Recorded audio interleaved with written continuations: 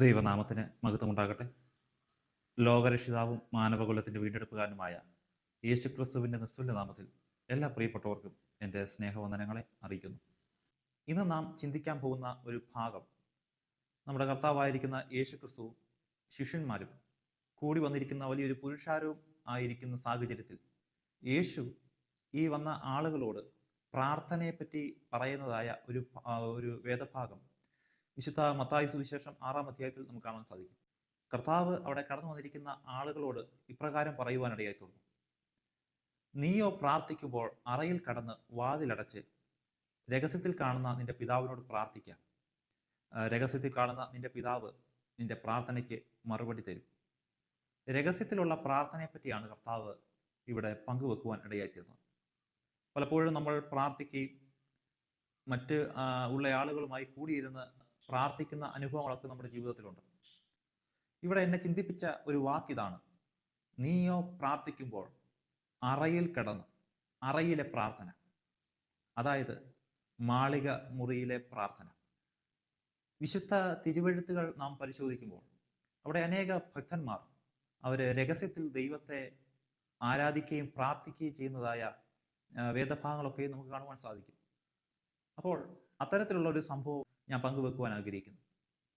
അതായത് ഒരിക്കൽ ദൈവത്തിൻ്റെ ദാസനാകുന്ന ഏലിയാവ്, അദ്ദേഹം സാരാഭാത്തിലേക്ക് കടന്നു ചെല്ലുന്ന ഒരു ഭാഗം വിശുദ്ധ തിരുവെഴുത്തിൽ നമുക്ക് കാണുവാൻ സാധിക്കും. അവിടെ ഏലിയാവ് കടന്നു ചെല്ലുമ്പോൾ ഒരു സ്ത്രീ അവൾ പട്ടണവാതുക്കൽ വിറക് വിറക്കുന്ന കാഴ്ചകൾ കാണുവാനിടയായി തോന്നും. അവൾ അങ്ങനെ വിറക് വിറക്കിക്കൊണ്ടിരിക്കുന്ന വേളയിൽ ദൈവത്തിൻ്റെ ദാസനാകുന്ന ഏലിയാവ് അവിടെ അടുക്ക കടന്നു ചെന്നിട്ട് കുടിക്കാൻ അല്പം വെള്ളവും ആഹാരവും ഒക്കെ ചോദിക്കുന്ന ഭാഗം നമുക്ക് കാണുവാൻ സാധിക്കും. എന്ത് കാരണം കൊണ്ടാണ് ആ സ്ത്രീ അവിടെ കടന്നു വന്ന് വിറക് വിറക്കുന്നതെന്ന് ഞാൻ പറയാൻ ആഗ്രഹിക്കുന്നു. അതായത് ഈ ഏലിയാവിൻ്റെ ദേശത്തെപ്പറ്റി വിശുദ്ധ തിരുവെഴുത്തിൽ പറഞ്ഞിരിക്കുന്നത് അവൻ ഗിലെയാദിൽ നിന്നുള്ള തിശ്പ്യനായ ഏലിയാവ് എന്നാണ്. ഗിലെയാദിലാണ് ഈ ഏലിയാവ് പാർക്കുന്നത്. ആ ഗിലെയാദിൻ്റെ താഴ്വരകളിലൂടെയാണ് യോർദാൻ നദി ഒഴുകുന്നത്. ഒരു പോഷക നദിയാണ് ഈ യോർദാൻ നദി. വളരെ ഫലവത്തായ ഒരു ഇടമാണ് ഗിലെയാദ്. ആ ഗിലെയാദ് ഇസ്രായേലിൻ്റെ ഭാഗമാണെങ്കിലും നാം ആ വേദഭാഗമൊക്കെ ഒന്ന് പരിശോധിക്കുമ്പോൾ അത് ഇസ്രായേലിൻ്റെ ഭാഗം ആണ് എങ്കിൽ പോലും ആ ഗിലെയാദ് ഉൾപ്പെടുന്ന പ്രദേശങ്ങളൊക്കെയും അന്നത്തെ അരാമ്യ രാജാവ് പിടിച്ചടക്കുവാൻ ഇടയായി തീർന്നു. ആ കാലഘട്ടങ്ങളിൽ ഈ അരാമ്യ രാജാവും അതുപോലെ തന്നെ ഇസ്രായേലിൻ്റെ രാജാവായ ആഹാബും തമ്മിൽ ഈ ദേശം പിടിച്ചെടുക്കുവാൻ വേണ്ടി യുദ്ധങ്ങൾ തന്നെ ചെയ്യുന്നതും ഒക്കെ നമുക്ക് കാണുവാൻ സാധിക്കും. എങ്കിൽ പോലും ഈ അരാമ്യരുടെ കരങ്ങളിൽ നിന്നും ഗിലെയാദ് പിടിച്ചെടുക്കുവാൻ അന്നത്തെ രാജാവായ ആഹാബ് രാജാവിന് പോലും സാധിച്ചില്ല. ഈ പശ്ചാത്തലത്തിലാണ് ആ ഗിലെയാദിൽ പാർക്കുന്ന തിശ്പ്യനായ ഏലിയാവിനെ ദൈവം വിളിക്കുവാൻ ഇടയായിത്തീരുന്നത്. ഏലിയാവിനെ ആ രാജ്യത്തിൽ നിന്നും ഇസ്രായേലിലേക്ക് ദൈവം കൊണ്ടുവന്നു. ഏലിയാവ് അവിടെ കടന്നു വന്ന് അവിടെയുള്ള രാജാവാകുന്ന ആഹാബിനോട് ദൈവത്തിൻ്റെ അള്ളപ്പാട് പങ്കുവച്ചു.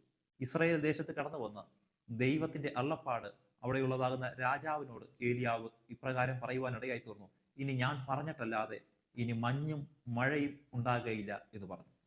അപ്പോൾ ദേശമെമ്പാടും വരൾച്ചയും ക്ഷാമവും പട്ടിണിയും പരിവട്ടം കൊണ്ട് നിറയപ്പെട്ട ഈ ഒരു പശ്ചാത്തലത്തിൽ ദൈവം തൻ്റെ ദാസനെ തൻ്റെ സ്വദേശമാകുന്ന ഗിലെയാദിലേക്ക് പറഞ്ഞയക്കണമായിരുന്നു. കാരണം അവിടെ യോർദാൻ നദി ഒഴുകുന്ന അല്ലെങ്കിൽ ഇത്തരത്തിലുള്ള ക്ഷാമങ്ങളൊന്നും പെട്ടെന്ന് കടന്നു വരാൻ സാധ്യതയില്ലാത്ത ഒരു ഇടമാണ് ഈ ഏലിയാവിൻ്റെ സ്വദേശം. അങ്ങനെയുള്ള ദേശത്തേക്ക് അവനെ പറഞ്ഞയക്കണമായിരുന്നു. എന്നാൽ ദൈവം ഈ ഏലിയാവിനെ അവൻ്റെ ദേശത്തേക്ക് പറഞ്ഞയക്കാതെ വണ്ണം ഏലിയാവിനോട് നീ കെരീത്ത് തോട്ടിൻ്റെ കരയിൽ പോയി കിടക്കാം. ഏലിയാവ് ദൈവം പറഞ്ഞതുപോലെ ആ കെരീത്ത് തോടിൻ്റെ കരയിൽ അവൻ കിടക്കുവാൻ ഇടയായി തീർന്നു.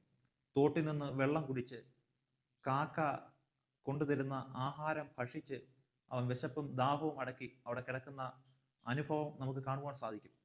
അങ്ങനെയുള്ളതായ ഒരു പശ്ചാത്തലത്തിലൂടെ ഏലിയാവ് കടന്നു പോകുമ്പോൾ ഒരിക്കൽ ദൈവം ഏലിയാവിനോട് ഇപ്രകാരം പറയുവാൻ ഇടയായി തീർന്നു, നീ സീദോനോട് ചേർന്നുള്ള സാരാഭാത്തിലേക്ക് കടന്നു പോകാം. ദൈവശബ്ദം കേട്ട് ഏലിയാവ് ആ ദേശത്ത് നിന്നും സീദോനിലേക്ക് കടന്നു പോകുവാൻ ഇടയായി തീർന്നു. സീദോൻ എവിടെയാണെന്ന് ചോദിച്ചാൽ ഇസ്രായേൽ ഭരിക്കുന്നതായ രാജാവായ ആഹാബിന്റെ ഭാര്യ ഇസബേലിന്റെ പിതാവ് രാജ്യം ഭരിക്കുന്ന ഇടമാണ് ഈ സീദോൻ. അപ്പോൾ മറ്റൊരു രാജ്യത്തേക്ക് ഇപ്പോൾ ഏലിയാവ് പ്രവേശിച്ചിരിക്കുക. അവിടെ കടന്നു വന്ന് പട്ടണത്തിന്റെ വാതുക്കൽ ഏലിയാവ് നിൽക്കുമ്പോൾ ഇപ്പോഴിതാ ഒരു സ്ത്രീ അവൾ വിറക് വിറക്കുന്ന കാഴ്ച കണ്ടു. ഏലിയാവ് അവളുടെ അടുക്കൽ കടന്നു ചെന്നിട്ട് അവളോട് ചോദിക്കുകയാണ്, എനിക്ക് കുടിക്കുവാൻ അല്പം വെള്ളം തരണം എന്ന് അപേക്ഷിച്ചു. അവള് ദേഹത്തിൽ കുടിക്കുവാനുള്ള വെള്ളം എടുക്കുവാൻ പോകുമ്പോൾ ഏലിയാവ് അവളോട് പറയുകയാണ്, നീ വരുമ്പോൾ ഒരല്പം എനിക്ക് ഭക്ഷിക്കുവാൻ ഒരു അടയും ഉണ്ടാക്കിക്കൊണ്ടുവരിക. അപ്പോൾ ഈ സ്ത്രീ ഏലിയാവിനോട് പറയുകയാണ്, വളരെ ദുഃഖത്തോടെ പറയുകയാണ്, നിന്റെ ദൈവമായ യഹോവയാണ്, എൻ്റെ വീട്ടിൽ ഒന്നുമില്ല. ഒരല്പം മാവുണ്ട്, തുരുത്തിയിൽ അല്പം എണ്ണയുണ്ട്, അതല്ലാതെ എൻ്റെ വീട്ടിലൊന്നുമില്ല.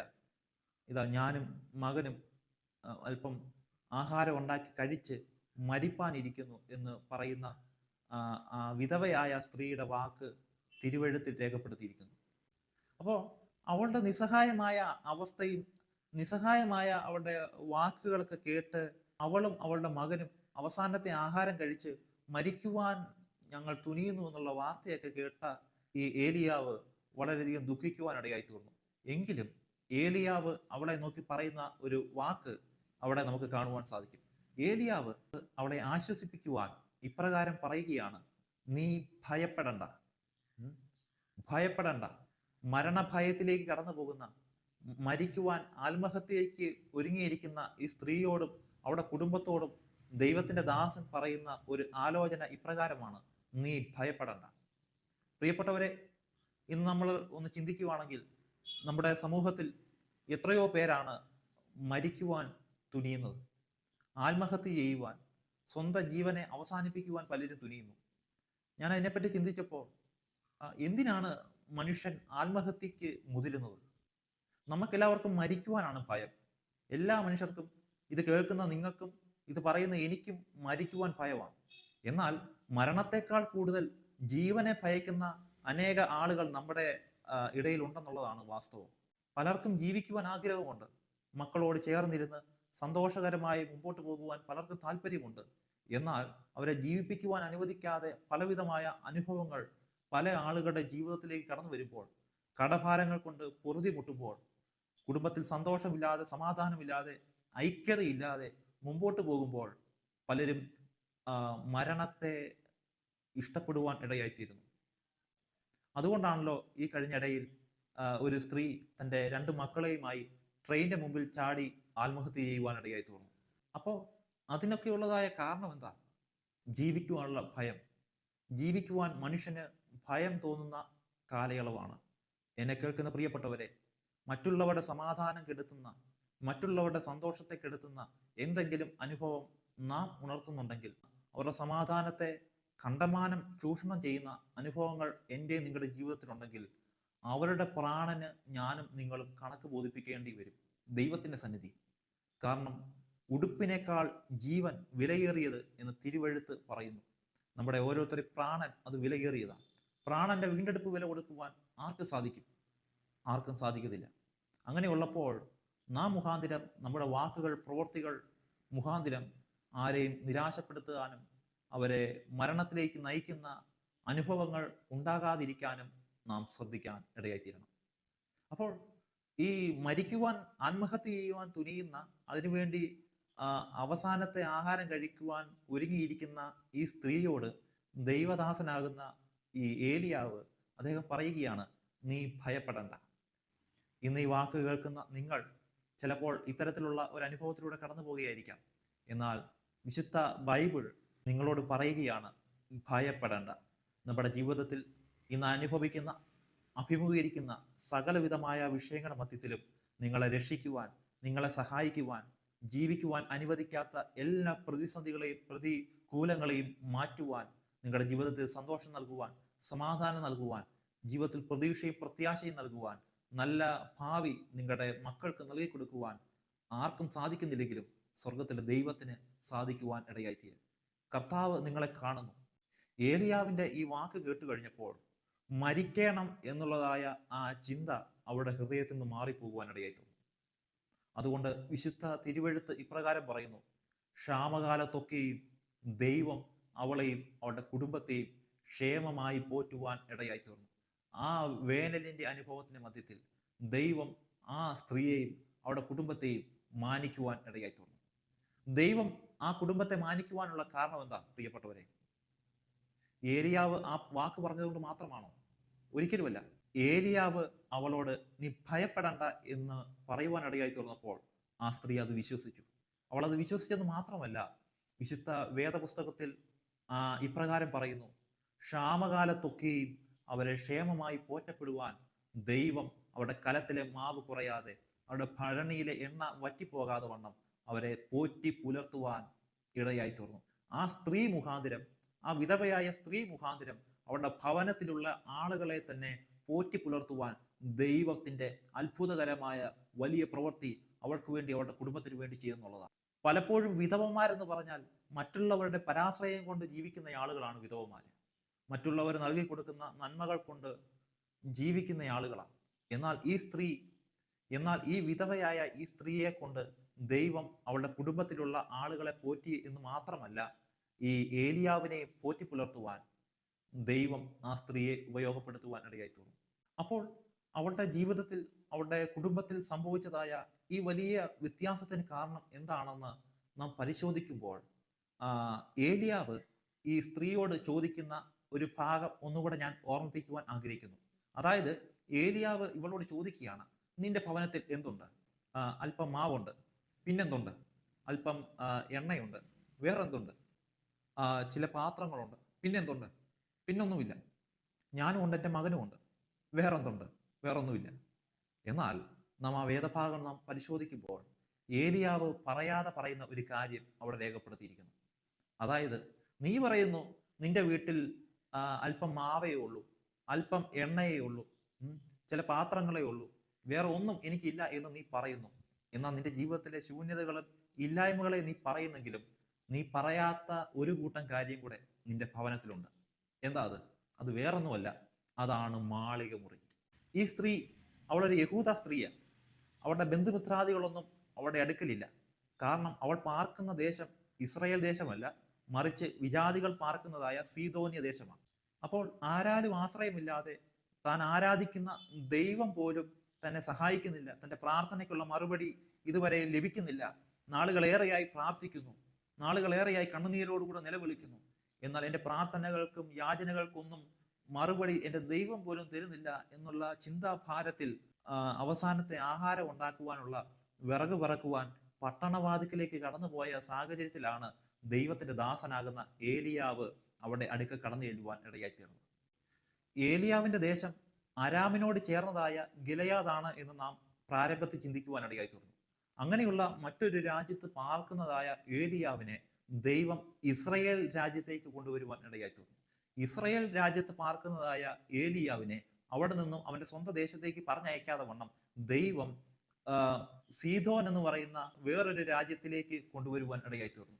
ആ രാജ്യത്ത് കടന്നു വന്ന് അതിനുശേഷം ഏലിയാവ് അവരുടെ ഭവനത്തിലേക്ക് കടന്നു പോകുന്ന ഭാഗം നമുക്ക് കാണുവാൻ സാധിക്കും. ദൈവം ഈ സ്ത്രീയുടെ പ്രാർത്ഥനയുടെ മറുപടി ഏലിയാവിലൂടെ നൽകി കൊടുക്കുവാൻ ഇടയായിത്തീർന്നു. അതിന് കാരണം മറ്റൊന്നുമല്ല, അവളുടെ ഭവനത്തിൽ ഒരു മാളിക മുറി ഉണ്ടായിരുന്നു. അവളുടെ ഭവനത്തിൽ ഒരു പ്രാർത്ഥനാ മുറി ഉണ്ടായിരുന്നു. നാം തുടർന്നുള്ള വേദഭാഗങ്ങൾ പരിശോധിക്കുമ്പോൾ ഏലിയാവ് ആ മാളിക മുറിയിൽ നിന്നും താഴേക്ക് ഇറങ്ങി വരുന്ന വേദഭാഗം തിരുവെഴുത്ത് രേഖപ്പെടുത്തിയിരിക്കുന്നു. അവളുടെ ഭവനത്തിൽ ഒന്നും ഉണ്ടായിരുന്നില്ല. എന്നാൽ അവളുടെ വീട്ടിൽ ഒന്നുമില്ലായിരുന്നെങ്കിലും, പട്ടിണിയും പരിവട്ടമായിരുന്നെങ്കിലും, അവളുടെ ഭവനത്തിൽ ഒരു പ്രാർത്ഥനാ മുറി ഉണ്ടായിരുന്നു. ജീവിതത്തിൽ നിരാശകളും ഭാരങ്ങളും ഒറ്റപ്പെടലുകളും കടന്നു വരുന്ന സാഹചര്യത്തിന്റെ മധ്യത്തിൽ ദൈവത്തിന്റെ സന്നിധി നിലവിളിക്കുന്ന ഒരു പ്രാർത്ഥനാ മുറി, ഒരു മാളിക മുറി അവളുടെ ഭവനത്തിൽ ഉണ്ടായിരുന്നു. യഹൂദന്മാര് ഒരു ഭവനം പണിയുമ്പോൾ പ്രാർത്ഥനയ്ക്ക് വേണ്ടി തന്നെ ഒരു മാളിക മുറി അവര് ഒരുക്കുവാൻ ഇടയായിത്തീരും. അങ്ങനെ ഒരു അനുഭവത്തിലൂടെ കടന്നു പോകുന്ന ആ സ്ത്രീക്ക് വേണ്ടി ദൈവം തന്റെ ദാസനാകുന്ന ഏലിയാവിനെ, സീദോനിൽ അനേക വിധവമാരുണ്ടായിരുന്നിട്ടും ദൈവം ഈ ഏലിയാവിനെ സാരാഭാത്തിലെ ഈ വിധവയുടെ അടുക്കിലേക്ക് പറഞ്ഞയച്ചു എന്ന് യേശുക്രിസ്തു തന്നെ സാക്ഷി പറയുന്ന ഭാഗം നമുക്ക് തുടർന്ന് കാണുവാൻ സാധിക്കും. അപ്പോൾ എന്നെ കേൾക്കുന്ന പ്രിയപ്പെട്ടവരെ, നിങ്ങളുടെ ജീവിതത്തിൽ നിങ്ങളുടെ പ്രാർത്ഥനയ്ക്കുള്ള മറുപടി ഇതുവരെയും ലഭിച്ചിട്ടില്ല എന്നുള്ള ഭാരത്തിൽ നിങ്ങൾ ഇരിക്കുകയാണോ? എന്നാൽ വിശുദ്ധ തിരുവെഴുത്തിലൂടെ നമ്മോട് പ്രബോധിപ്പിക്കുന്നത് ഇപ്രകാരമാണ്: ഞാനും നിങ്ങളും പ്രാർത്ഥിക്കുമ്പോൾ തന്നെ അപ്പോൾ തന്നെ നമ്മുടെ പ്രാർത്ഥനയ്ക്കുള്ള മറുപടി സ്വർഗത്തിലെ ദൈവം നമുക്കായി നൽകി തരുവാൻ ഇടയായി തീർന്നു. എന്നാൽ നമ്മുടെ പ്രാർത്ഥനയ്ക്കുള്ള മറുപടി അതങ്ങ് രാജ്യങ്ങൾക്ക് അപ്പുറം കിടക്കുകയാണ്. ആ രാജ്യങ്ങൾക്ക് അപ്പുറത്ത് കിടക്കുന്നതായ എൻ്റെയും നിങ്ങളുടെയും പ്രാർത്ഥനയ്ക്കുള്ള മറുപടി വർഷങ്ങൾ കഴിയും തോറും, മാസങ്ങൾ കഴിയും തോറും, ആഴ്ചകൾ കഴിയും തോറും, ദിവസങ്ങൾ കഴിയും തോറും നമ്മുടെ പ്രാർത്ഥനയ്ക്കുള്ള മറുപടി ഇല്ലാതായി പോകുകയല്ല ചെയ്യുന്നത്. മറിച്ച് നമ്മുടെ പ്രാർത്ഥനയുടെ മറുപടി എന്നെയും നിങ്ങളെയും തേടി നമ്മുടെ അടുക്കലേക്ക് കടന്നു വരികയാണ്. ദൈവത്തിന്റെ സമയമായപ്പോൾ അവരുടെ പ്രാർത്ഥനയ്ക്കുള്ള മറുപടി രാജ്യങ്ങൾ താണ്ടി, സംസ്ഥാനങ്ങൾ താണ്ടി, അവൾ പാർക്കുന്നതായ ഗ്രാമത്തിൽ കടന്നു വന്ന് അവൾ പാർക്കുന്നതായ ഭവനത്തിന്റെ ഉള്ളറകളിൽ ദൈവത്തിന്റെ വലിയ പ്രവൃത്തി നടക്കുവാൻ ഇടയായി തീർന്നു. ഇന്ന് എന്നെ കേൾക്കുന്ന പ്രിയപ്പെട്ടവരെ, നിങ്ങളുടെ ജീവിതത്തിലും ഒരു വലിയ ദൈവ പ്രവൃത്തി ചെയ്തെടുക്കുവാൻ കർത്താവിന് പദ്ധതിയുണ്ട്. അതുകൊണ്ട് ഇവിടെ നമ്മുടെ കർത്താവായിരിക്കുന്ന യേശു ക്രിസ്തു തന്റെ ചുറ്റുപാടും കടന്നു വന്നിരിക്കുന്ന ശിഷ്യന്മാരോട്, പുരുഷാരത്തോട് ഇന്ന് പകൽക്കാലം ഇന്ന് നമ്മോടും ഇപ്രകാരം പ്രബോധിപ്പിക്കുകയാണ്: നീയോ പ്രാർത്ഥിക്കുമ്പോൾ അറയിൽ കടന്ന് വാതിലടച്ച് രഹസ്യത്തിലുള്ള നിന്റെ പിതാവിനോട് പ്രാർത്ഥിക്കുക. രഹസ്യത്തിൽ കാണുന്ന നിന്റെ പിതാവ് നിന്റെ പ്രാർത്ഥനയ്ക്കുള്ള മറുപടി നൽകിത്തരും. എൻ്റെയും നിങ്ങളുടെയും പ്രാർത്ഥനയ്ക്കുള്ള മറുപടി ദൈവം മറന്നു പോയിട്ടില്ല. ആയതിനാൽ ഈ അറയിലെ പ്രാർത്ഥന, മാളിക മുറിയിലെ ഈ പ്രാർത്ഥന ജീവിതം നമ്മുടെ ഓരോരുത്തരും ജീവിതത്തിലും ഉണ്ടാകുമാറാകട്ടെ എന്നുള്ള ആശംസയോടെ, പ്രാർത്ഥനയോടെ ഞാൻ എൻ്റെ വാക്കുകൾക്ക് വിരാമം കുറിക്കുന്നു. നിങ്ങളുടെ അഭിപ്രായങ്ങളും നിർദ്ദേശങ്ങളും അറിയിക്കുക. ദൈവം നമ്മെ ഓരോരുത്തരെയും അനുഗ്രഹിക്കുമാറാകട്ടെ.